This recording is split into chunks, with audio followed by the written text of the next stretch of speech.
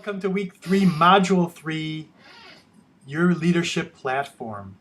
And as always, we'll use this week as an opportunity to further expand and communicate what your leadership platform is. In preparation for this week, you've read Green chapters 3 and Waters pages 45 through 59. You've posted your personal story platform. That was blog post 2 in your leadership platform. That was about a 300-word statement that aligned what you believe about children and the preparatory nature and purpose of their education, which was post 1. You posted your personal story platform blog, which was post 2, which was a 300-word statement that aligned what you believe about children and the preparatory nature and purpose of their education with your personal story. We used your personal story to help people understand why you have those beliefs. So post 2 is directly related to understanding the why of post 1. We asked you to, and I continue to ask you to verbally practice and communicate both of those prompts, both of those posts with others. Get used to talking about them, summarizing them, not as a speech, but let them come up informally and naturally and comfortably. The purpose of this week is to summarize and communicate in writing, which will be post 3, and in person, which will be the practice with others we encourage you to continue to have, what your professional experience is or has been. Then you're going to draft your professional experience summary, and that will be post 3, about 450 words. So this whole notion of creating the leadership platform has been about what I believe and what about my history got me to the point of believing this. What is the path I've taken? That personal history is a narrative. It's telling a short story. It's taking a piece of you. I hope you understood and pulled it out and said, this is why I believe these things, because of the way I was raised or because of this experience I had as a child or as a young adult. It's your path. It's your credibility. Communicate your platform, therefore, has been about what I believe and about your story, and this week about your experience. As your platform is developing, your platform blog post 1 were your beliefs, but your core values about educating children. Platform blog post 2 was your personal story. What part of your personal story are the source of your core beliefs? And platform blog post 3 will be the summary of your professional experience. And so what you see is your beliefs state your core values, the beginning of your platform. It's the first thing you'd probably want to share in any discussion. You sit down in an interview. Why are you here? Tell me about yourself. Start with your belief. Very simple, very straightforward, not a long-winded sentence. That's why I didn't want 2 paragraphs or 3 paragraphs. And some of you wrote beautiful, eloquent belief statements that may or may not be necessary to keep your platform, but you wouldn't share all that. You're going to have to boil that down to something very crisp, very clear, be able to express it verbally. Your core values. Your personal story tells why they're your core values. What in your experience taught you those are so important to you that you say, these are my beliefs about kids. Educators' beliefs about kids are really important and really important to share. And your story shows your authenticity, that it comes from inside of me. It comes from what I've experienced. It's important to me. It's not just words I made up. It's not just talk. It's my life that I believe these things. And finally, your professional experience now will show your credibility. Not only do I believe these things, not only is it part of my personal development and upbringing and personal story, but I have been in positions now where I've been able to exercise and develop those beliefs and implement them and have an impact on them as an experienced educator. Here are my experiences. So your experiences, which is your platform blog post 3 now, is going to be a chronological narrative account of your resume. You've written a resume from this year to this year I did this, from this year to this year I did this. Now you're going to put that in narrative form. It's not going to be quite as linear as your resume. It's going to be written out, but it's still going to be a lot more straightforward and quantitative as opposed to your story, which is a little bit more qualitative. Your personal your professional experience will probably start with how many years you've been in education and what grades have you taught or subjects have you taught and where, what leadership and project positions have you held. Not long descriptions of them, but their titles. And I've been on governance committee for 3 years. I was a part of our WASC review committee, those sort of things. And then special recognitions you've received. But in this 400 words, you're kind of taking somebody who hasn't read, if you were at a job interview, somebody who hasn't read your resume knows, oh, she's been an English teacher. He has been on the governance team. He spent 7 years in the classroom before he did this. Oh, he was the teacher of the year.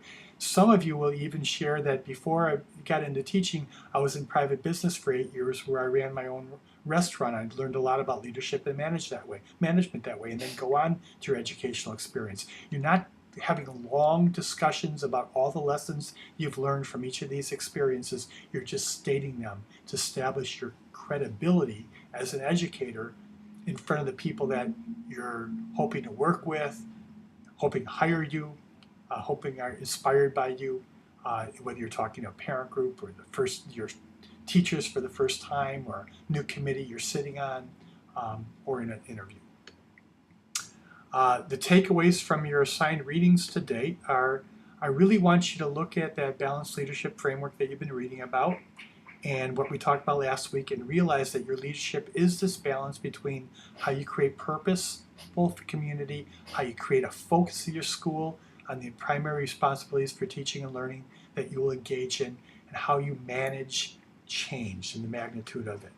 We talked about that those 3 areas, purposeful community and focus and magnitude, each have a set of leadership responsibilities that have come from the research, and each of those responsibilities are ways of organizing the 21 leadership responsibilities, are a way of organizing the 68 or 69 leadership behaviors that become so important to effective school and effective school leadership. I want you to think about these responsibilities. I want you to think about this balanced leadership framework and all those practices, because as you write your reflections, all your reflections, you'll find words and ideas and responsibilities that speak to you, to speak to your strengths, to speak to areas that you would want to be known for. Use those. Pull that information into your platform statements, into your personal habit reflections, into your reflections about the things you want to change in your school and how difficult those things will be to change. Use these reading and this balanced leadership framework and the responsibilities to help provide more substance to some of the reflections you're going to be doing for the rest of the semester, some of the ways you think about your leadership and your leadership development, some of the ways you think about the changes you want to make in your current sphere of influence and your future sphere of influence, and what those things might involve in terms of doing them effectively. Part of that is this notion of first and second order change.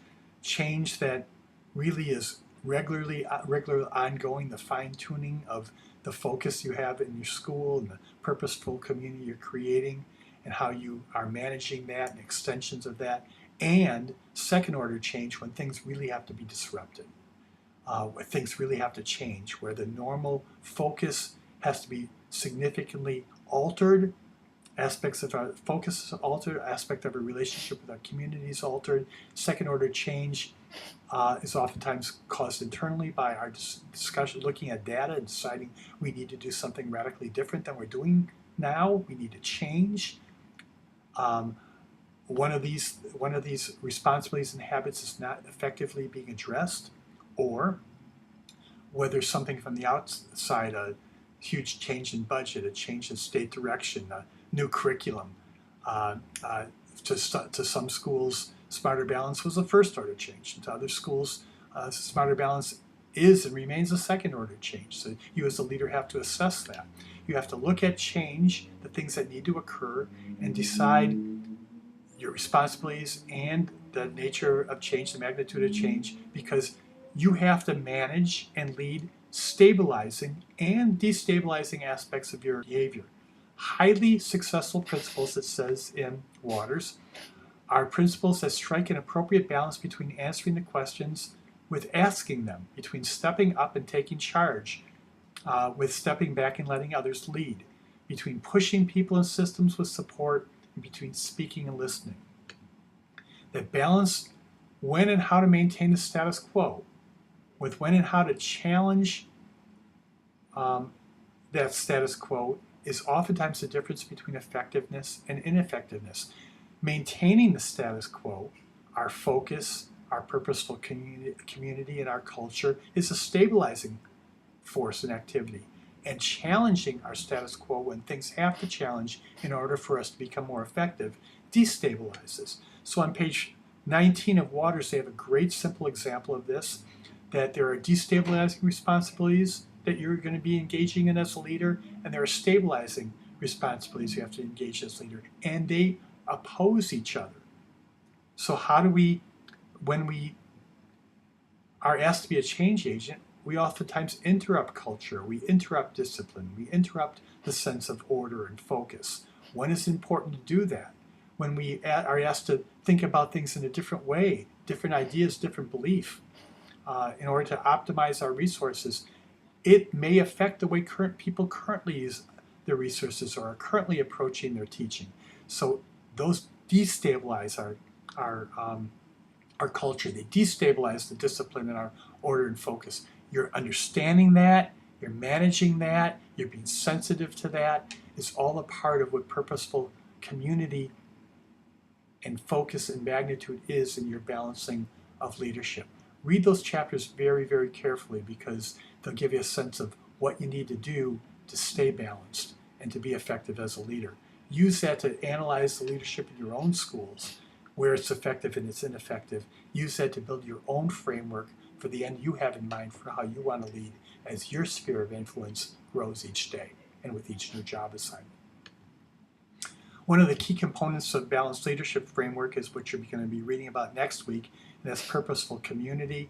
Purposeful community, you read, is about how we establish collective efficacy where everybody believes we own and are a part of, making our school a more effective place.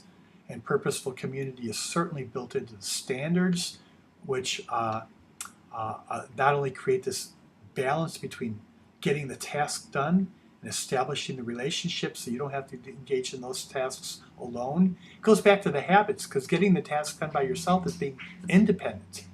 But having relationships with others, so others are part of owning and helping you complete the task, is being interdependent.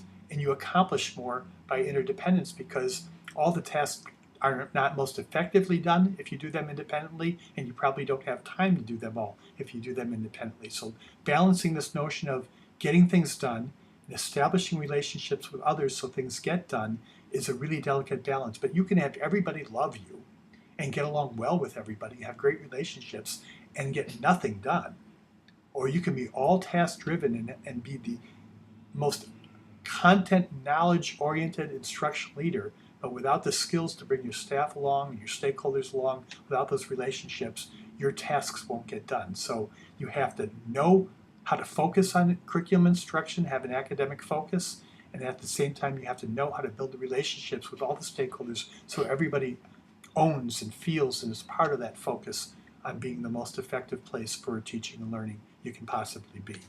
And that often comes down to the style leadership you develop. And so the chapter you read last week, what I'm asking you to reread again next week, chapter 3, along with chapter 4 in green, that leadership style is hugely important, because that defines how you're going to approach this notion of balance between task and relationship, how you assess it in others, and how you start to think about the type of leader you want to be known as. So read that chapter closely. We'll talk about styles of leadership in a lot more detail next week. Looking forward to next week, our upcoming events before class. Your syllabus says read chapter 4. I'm suggesting read chapter 3 again. We're going to discuss it in detail. You really need to know that content and where you fit, where you see yourself, what makes sense and doesn't make sense to you as we unpack chapter 3 next week. Your assignments are to post blog 3, your professional experience, and to practice verbalizing blog post 1, 2, and 3. Until then, go forward and lead.